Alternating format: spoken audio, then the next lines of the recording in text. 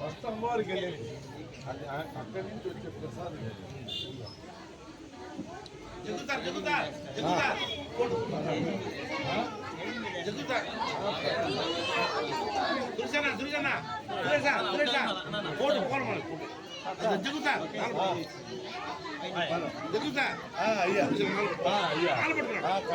స్వామి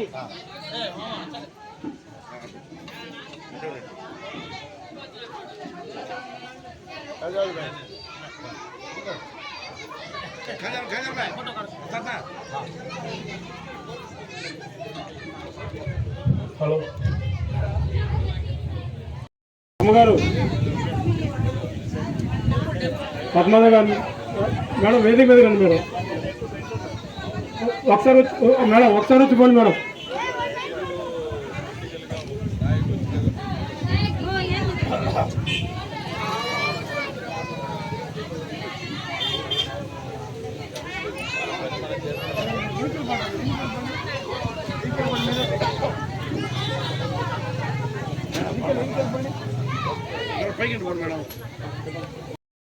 वरदरं विष्णुं शशिवर्णं चतुर्भुजं प्रसन्नवदनं ध्यायेत् सर्वविघ्नोपशान्तये। गुरुब्रह्मा गुरुविष्णु गुरुदेवो महेश्वरः गुरुसाक्षात् परब्रह्म तस्मै श्री गुरवे नमः। ध्यानान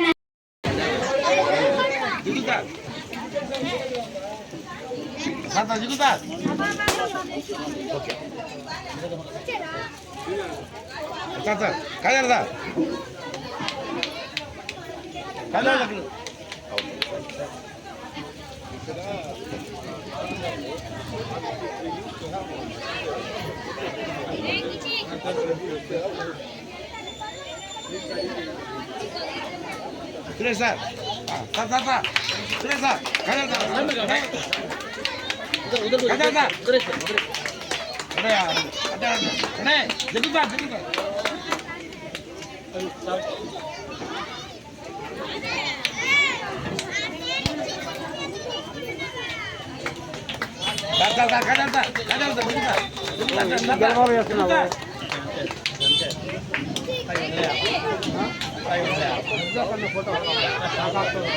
సౌండ్ వినిపిస్తుంది ఫోటో వాయిస్ వినపడుతుంది.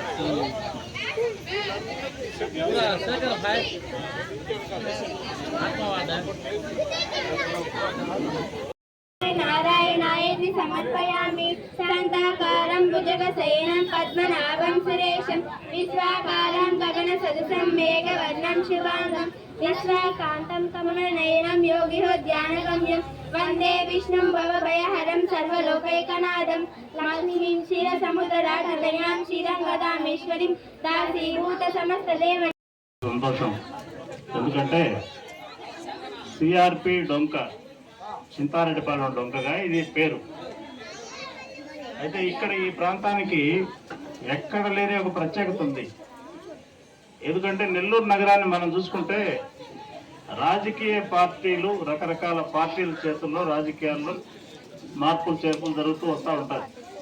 అయితే మన ఈ ప్రాంతం అంటే నేను కూడా ఇక్కడ ఈ ప్రాంతంలో ఉండేవాడిని. ఈ సిఆర్పి డొంక ప్రాంతంలోనే మా నివాసం కూడా ఉండేది. కానీ ఈ రోజు మనకు ఒక ప్రత్యేకత ఏంటంటే ఆత్మకూరు బస్ స్టాండ్ అనేది ఉంది. మీకు తెలిసి ఆత్మకూరు బస్ స్టాండ్కు ముందు ఈ ప్రాంతానికి ఎవరైతే పీటీ సోదరులు ఎవరైతే ఉన్నారో కూడా ఈ ప్రాంత సబ్జెక్ట్ అంటే వాళ్ళు కూడా ఒక మంచి హృదయంతో స్పందించే పరిస్థితులు ఉన్నాయి. కాబట్టి ఈ రోజు ఇక్కడ ఈ అవకాశం నాకు ఇచ్చి నేను మాట్లాడేటట్టుగా చేసినందుకు మన జగ్గు మా సోదరుడు ఆయనకు ప్రత్యేకంగా ధన్యవాదాలు తెలుపుకుంటూ ఈ కార్యక్రమం చేసిన సురేష్ రెడ్డి గారు కూడా ధన్యవాదాలు తెలుపుకుంటూ సెలవు తీసుకుంటున్నాం. మా సిఆర్పి డంక ప్రజలు ఆ ఆశా జ్యోతి చిన్నపిల్లల నుండి పెద్దవాళ్ళ వరకు అందరినీ ఆప్యాయంగా పలకరిస్తూ పేరున పలకరిస్తూ అదే విధంగా పిల్లల్ని మా ఇంటి పేరు జగ్గు సార్ అని పిలుచుకునేవాళ్ళు. ఈ మా సిఆర్పి డొంక ప్రజలకు ఎటువంటి చంటి పిల్లలకు పాలు వస్తువులు వంటి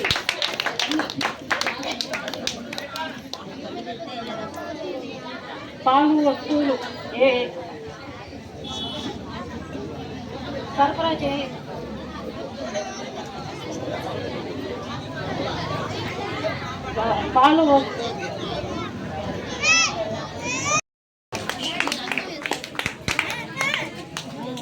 నమో వెంకటేశాయ, శ్రీమాత్రే నమః, శ్రీ మహాలక్ష్మి నమః.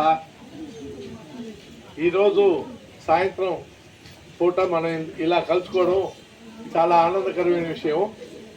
ముఖ్యంగా చెప్పాలంటే ఈరోజు మా మిత్రులు శ్రీ సురేష్ రెడ్డి గారు ఈరోజు బీజేపీ కిసాన్ మోర్చా ఉపాధ్యక్షుడు. కానీ నాతో పాటు చదువుకున్న సురేష్ రెడ్డి గానే మాకు ఎక్కువ పరిచయం. చాలా గర్వకరంగా ఉంటుంది. ఆయన ఆర్టీసీ చైర్మన్ అని, ఆయన ఉపాధ్యక్షుడు కిసాన్ మోర్చా అంటే ఎంత కృషి ఉండాలి, దాని వెనకాల ఎంత త్యాగం ఉండాలి, ఎంత పట్టుదల ఉండాలి, పార్టీ పట్ల ఎంత నిబద్ధత ఉండాలి అనేది మనకు ఊహకు అందని విషయం. కానీ ఆనందకరమైన విషయం అది కాకుండా మా మిత్రులు కాజావలి గారు బాషుబాయ్ అంటే మా కుటుంబ సభ్యులకు సమానం. ఏ ఒక్క కష్టమైనా మాకు ఏదైనా మేము జస్ట్ ఇటు కాగితే కబుర్లు పంపిస్తే వాళ్ళు ఇలా వాలిపోతారు. వాళ్ళకి ఏమైనా మేము అలాగే బ్రతికిస్తాం. అంటే అది ఒక రకంగా చెప్పాలంటే ఒక అన్నదమ్ముల అనుబంధం లాంటిది. మేము అంత బాగున్నాం. ఆయన ఈ ఏరియాలో ఉంటారు, ఈ ఏరియా ఆనుకొని మనం ఈ ఏరియాలో ఉంటాం, ఈ ఏరియా ఆనుకొని మసీద్ సెంటర్లో వాళ్ళు ఉంటారు. అది కాకుండా మన ఏరియాలో కూడా చాలామంది ముస్లిం మహిళలు కానీ ఇక్కడ క్రిస్టియన్స్ కానీ చాలామంది కలిసిమెలిసి ఉంటారు. ఇక్కడ ఒక విశేషమైన విషయం ఏంటంటే గుడి కార్యక్రమం అంటే సురేష్ రెడ్డి గారు ప్రతి ఒక్కరూ మత భేదం లేకుండా, కుల భేదాలు లేకుండా, ఏమి లేకుండా అందరూ కలిసిమెలిసి ఒక పండగలాగా చేసుకుంటారు. ఇక్కడ నేను చాలా ఆశ్చర్యపోతుంటా. వాళ్ళ ఇంటి పిల్లలందరూ వచ్చి గుడికి అడగడం. ఈ పండగ నెలలో అయితే ప్రతి ఒక్కరు వచ్చి గుడికి అడిగి బ్రహ్మాండంగా ఇక్కడ అన్ని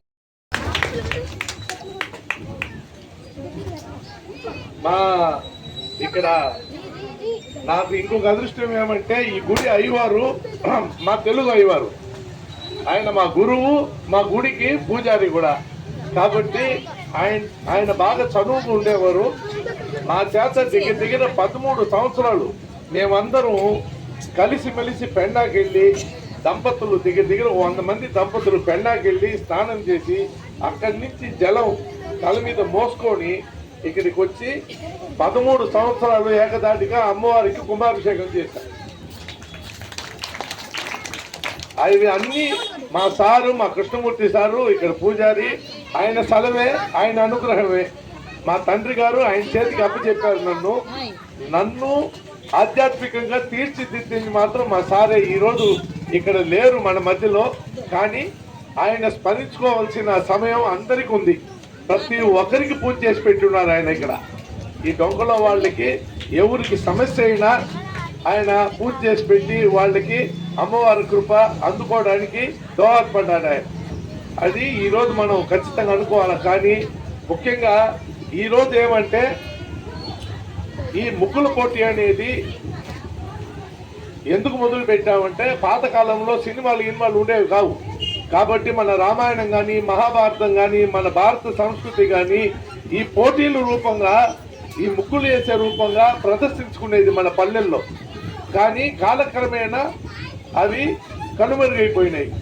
ఇప్పుడు ఏమంటే మన భారత సంస్కృతిని మన సనాతన ధర్మాన్ని మర్చిపోకుండా మీరు వేసిన ప్రతి ముగ్గులో ఒక స్వామి ఉంటాడు, ప్రతి ముగ్గులో ఒక మెసేజ్ ఉంటుంది, ప్రతి ముగ్గులో మన సంస్కృతి ఉట్టిపడుతుంది.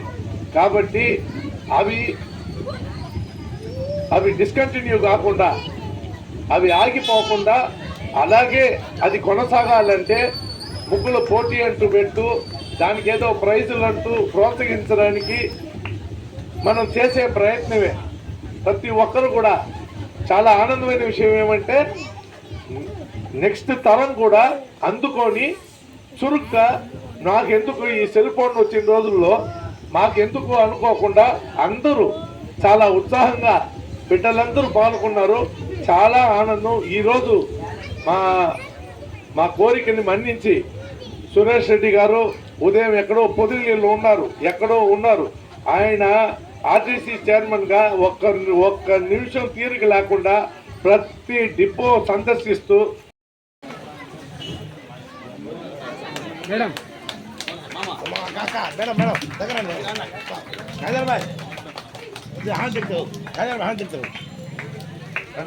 తిరుగుతా ఆధార్ తుడికే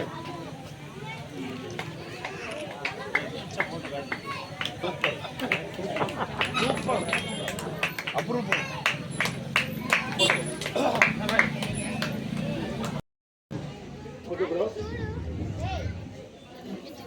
ఇప్పుడు సన్నపరెడ్డి సురేష్ రెడ్డి గారిని మాట్లాడాల్సిందిగా కోరుతున్నాం.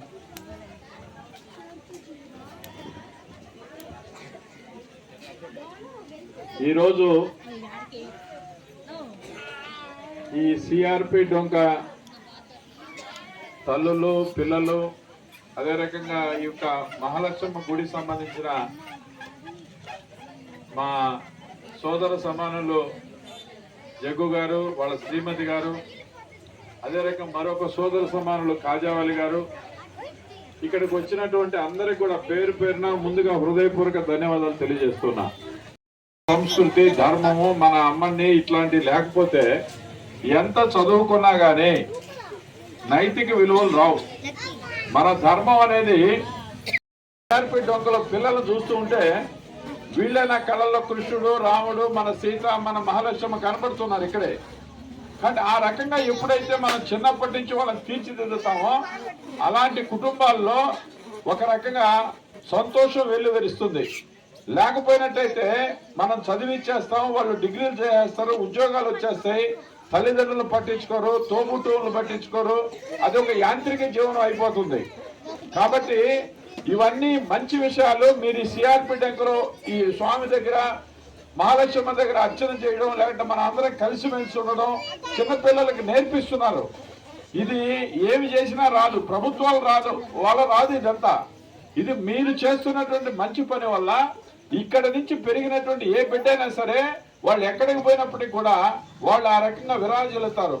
వాళ్ళని అనుకోవచ్చు, ఎందుకంటే ఆ తల్లి ఎట్టు పెంచిందయా, ఆ ఎక్కడి నుంచి వచ్చారని అంటారు. ప్రపంచంలో మారుమూల మనం బిడ్డలు పోయినప్పటికీ కూడా మనకంటూ ఒక గుర్తింపు గౌరవం ఉంది.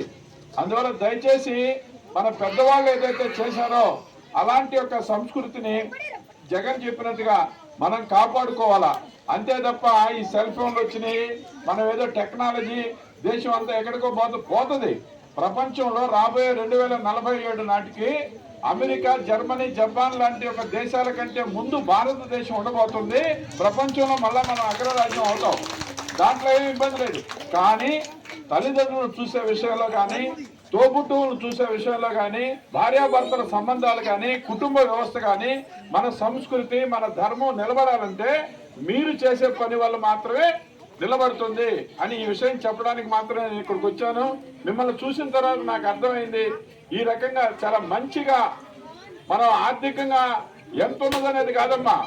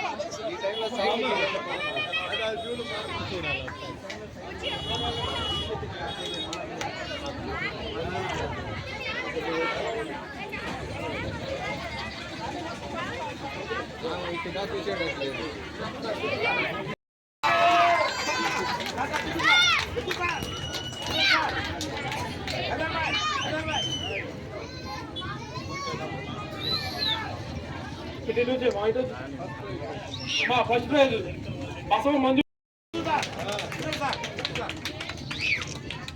అందరు చప్పట్లు గట్టిగా. ఫస్ట్ ప్రైజ్ ఇటు చూడమ్మా.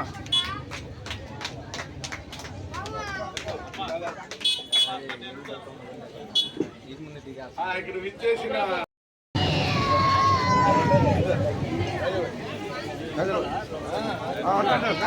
ఒరే ఒరే ఓ పక్కన పక్కన పక్కన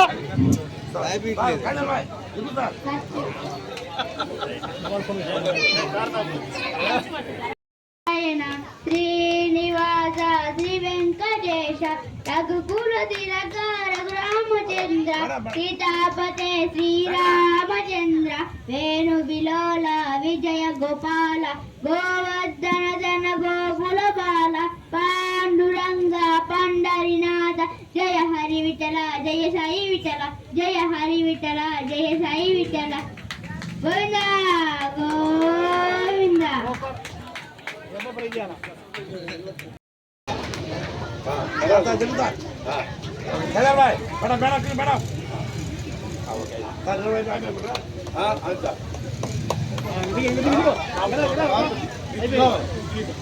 Ritvika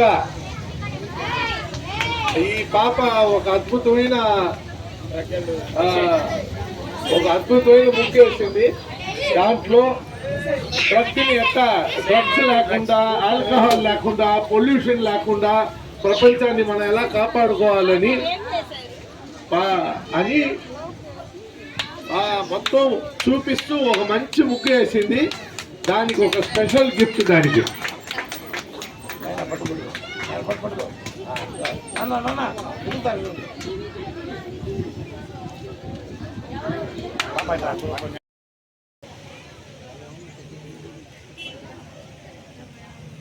P Maheshwari P Maheshwari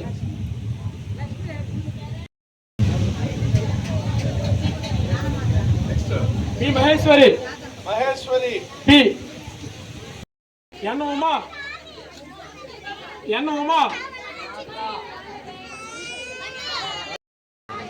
P Priyanka